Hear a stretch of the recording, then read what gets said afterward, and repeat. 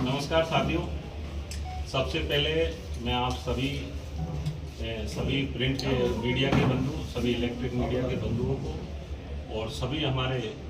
जो करौली ज़िले में विभिन्न न्यूज़ चैनलों के माध्यम से सभी पब्लिक को जो जागरूक रखते हैं सभी सम्मानित साथियों को प्रणाम करता हूं। और सबसे पहले मदन मोहन जी की इस पावन धरा पर माँ राजराजेश्वरी कैला मैया का ये पावन मेला प्रारंभ होने जा रहा है और उसी के क्रम में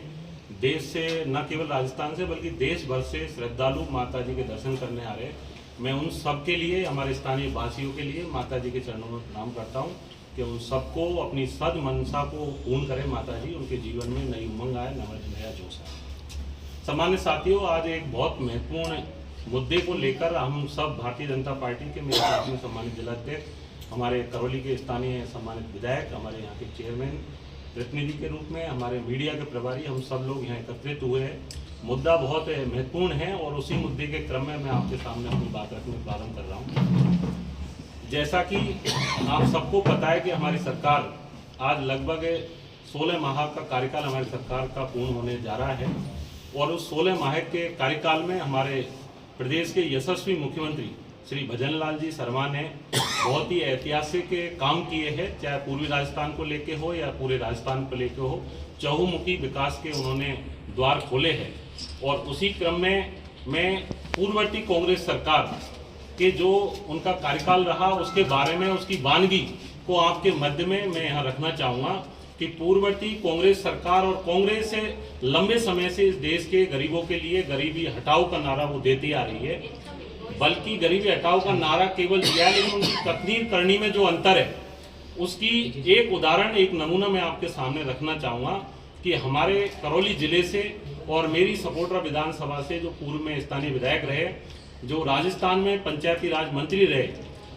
उनके द्वारा जिस तरह से गरीब परिवारों के हक पर जो डाका डाला गया है उसके बारे में मैं आपके सामने अपनी बातें रखूंगा। सम्मानित साथियों, पूर्ववर्ती कांग्रेस सरकार के मंत्री श्री रमेश चंद्र जी मीणा के द्वारा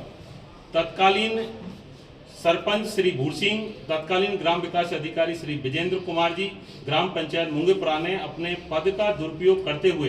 राजस्थान पंचायती राज अधिनियम 1994, नियम 1996 के प्रावधानों का उल्लंघन कर निर्धारित प्रक्रिया नहीं अपनाकर गैर जरूरतमंद परिवारों को पट्टा जारी कर गरीबों के साथ में अन्याय किया है। इसके क्रम में साथियों, हमारे प्रसंज्ञान में आया है कि ग्राम पंचायत मोंगेपुरा जो मंडरायल पंचायत समिति की है, उन पर जिला कलेक्टर की अनुशंसा उनके आदेश से दिनांक 21/3/22 को भू राजस्व अधिनियम 1956 की धारा 102A के अंतर्गत नया गांव में आबादी विस्तार हेतु भूमि ग्राम पंचायत मोंगेपुरा को आवंटित करवाई थी और आबादी विस्तार हेतु भूमि का पट्टा पंचायत अधिनियम के अंतर्गत निर्धारित प्रक्रिया अपनाई जाकर बीपीएल एवं गरीब परिवारों को दिया जाना था। अब इसके क्रम में मैं आपको बताना चाहूँगा कि मोंगेपुरा के अंदर, नया गांव के अंदर एक जमीन थी जो गैर मुमकिन पहाड़ थी, 10.10 बीघा जमीन थी। उस गैर मुमकिन पहाड़ को पहले आबादी में रूपांतरण उसका किया जाता है। आबादी में रूपांतरण करने के बाद में उसके आवासीय पट्टे के लिए फाइल को आगे कलेक्टर साहब के यहाँ भेजी जाती है। उस फाइल में स्पष्ट तौर से कुछ कंडीशन डाली जाती है। भू राजस्व अधिनियम के तहत, पंचायती राज नियम के तहत उसमें कंडीशन डाली जाती है कि ये जो आवासीय पट्टे हम जारी करने वाले वो केवल और केवल गरीब और बीपीएल परिवारों को ये दिया जाना है जिनके पास में पहले से कोई आवासीय भूखंड नहीं हो। नंबर 1 बात। नंबर 2, उसमें डाला जाता है कंडीशन कि इस भूमि का प्रयोग किसी अन्य प्रयोजन के लिए नहीं किया जाएगा। इस तरह के उसमें प्रयोजन डाले जाते हैं। लेकिन बड़ी आश्चर्यजनक बात है कि पूर्ववर्ती सरकार के पंचायत राज मंत्री रहे रमेश चंद्र मीणा जी ने, एक कहावत चलती है कि अंधा बांटे रेवड़ी फिर अपने को दे, और उसी कहावत को चरितार्थ करते हुए जो वहां पर पट्टे जारी किए गए वो एक प्लॉट का पट्टा 235.92 वर्ग मीटर का पट्टा था। ऐसे 6 सदस्यों को पट्टे जारी किए गए और 6 वो गरीब सदस्य जो बीपीएल सदस्य उनको बताया गया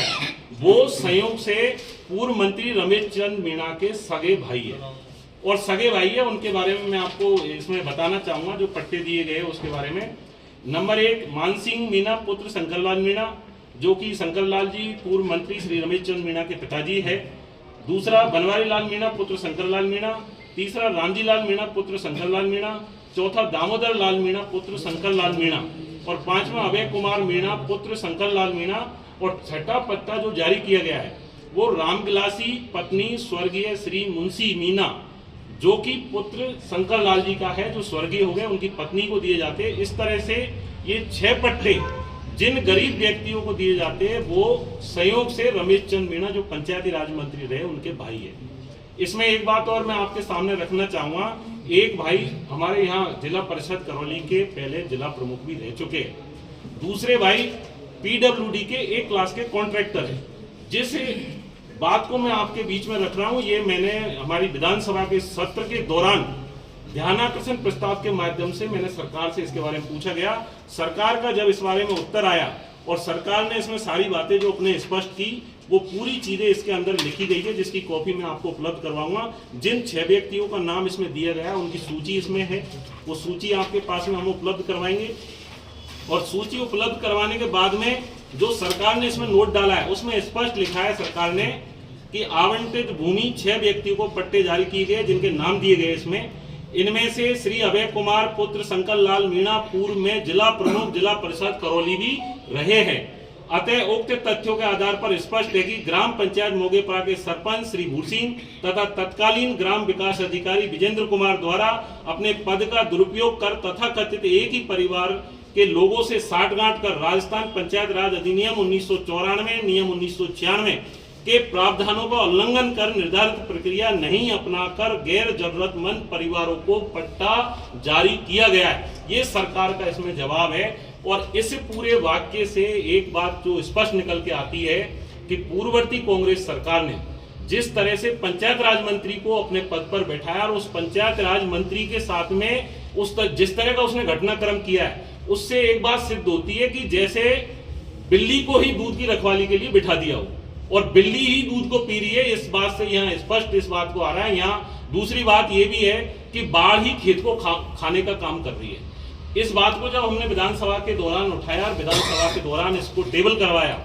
तो मैंने माननीय हमारे पंचायत राज मंत्री श्री मदन दिलावर जी के सामने संज्ञान में लाया, हमारे संसदीय कार्य मंत्री के सामने हम संज्ञान में लाए और माननीय CM साहब के सामने भी इस बात को हम संज्ञान में लेकर आ रहे हैं कि ये जिस तरह का घटनाक्रम हुआ है ये गरीबों के साथ में सरासर अन्याय है। उनके साथ में जिस तरह कांग्रेस नारा दे रही है गरीबी हटाने का, वो गरीबी नहीं हटा रहे, वो गरीबों को ही हटाने का काम इस देश से कर रहे हैं। और उसी का परिणाम है कि गरीबों ने ही इस प्रदेश से और देश से कांग्रेस पार्टी का सफाया किया है। हमने सरकार से मांग करी है कि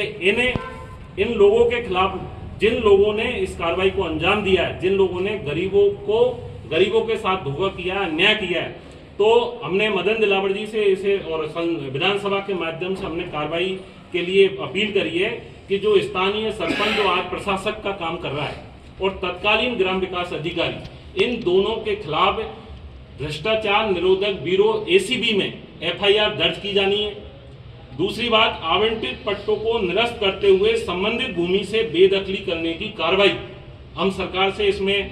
के सामने इस बात को विधानसभा के माध्यम से हमने रखा है। और सरपंच के विरुद्ध में स्थायी निर्योग्यता, यानी कि आगे कभी भी वो इस पद के योग्य नहीं है, क्योंकि उस पद पे रहते हुए उसने गरीबों के हक पर डाका डालने का जो काम करवाया है साठगांठ करके, उसके लिए सरकार के सामने हमने पूरी बातें रखी है। दूसरी बात, जो तीसरी कंडीशन थी कि इन गरीबों को आवंटित होने के बाद में गरीब परिवार इस आवासीय पट्टे का प्रयोग कोई अन्य प्रयोजन के लिए नहीं करेगा। आज आप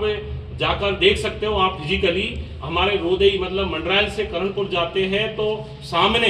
पंचायत समिति है, उसके सामने ही PhD की ऑफिस है, उसके सामने ही जो तहसील है और आने वाले समय में SDO कोर्ट वहां प्रस्तावित है, उसके बिल्कुल सामने ये पूरी बेशकीमती जमीन है। उस जमीन पर जिस चतुराई से इन्होंने पट्टे जारी किए, क्योंकि 10.10 बीघा जमीन है, उसमें रोड की आगे के केवल 235.92 के एक प्लॉट काट के फ्रंट के और पीछे की जो भूमि है उसको खाली छोड़ दिया और उस भूमि के बिल्कुल सटी हुई रमेश चंद मीणा और उसके परिवार की निजी खातेदारी जमीन है। यानी कि उस जमीन पर पीछे जाने के लिए कोई रास्ता नहीं बचता है, केवल और केवल वही रास्ता है। यानी कि इन्होंने 10.10 बीघा पूरी जमीन पर आज अतिक्रमण इन्होंने कर लिया और वहां पर जिस तरह से कॉमर्शियल दुकानें खड़ी की गई है, व्यापारिक संस्थान खड़ी की जा रही है, वो गरीबों के साथ में धोखा है, अन्याय है। और कांग्रेस की प्रवृत्ति जो गरीबों का वो नारा दे रही है गरीबी हटाने का, उसे क्या स्पष्ट है, उनकी कथनी और करनी में अंतर स्पष्ट नजर आया है। और आज इसी विषय को लेकर आपके बीच में हम यहाँ उपस्थित हुए,